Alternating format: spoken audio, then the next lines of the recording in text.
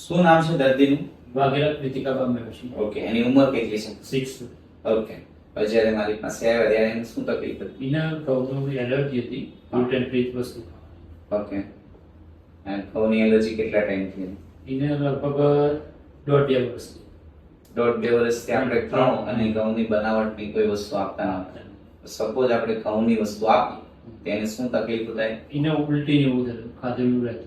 Okay, ઉલટી થઈ જાય એટલે મેઇન પેટની સમસ્યા. પેટ. કોઈ પણ ઘઉંની બનાવટ ખાય છે તો પેટની સમસ્યાઓ થયા કરે.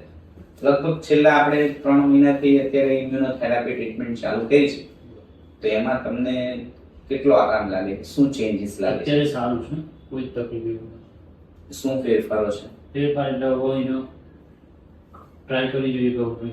હા, અત્યારે અત્યારે એને જે દુખે છે પેટમાં એવું કંઈ નહીં. ઉલટી થતી નથી. એવું અને હમણાંથી આપણે થોડું ઘણું ચાલુ બી કર્યું છે ઘઉંનું, પણ એટલી કોઈ અત્યારે સમસ્યા કોઈ નથી. સમસ્યા. ચાલો, થેન્ક યુ.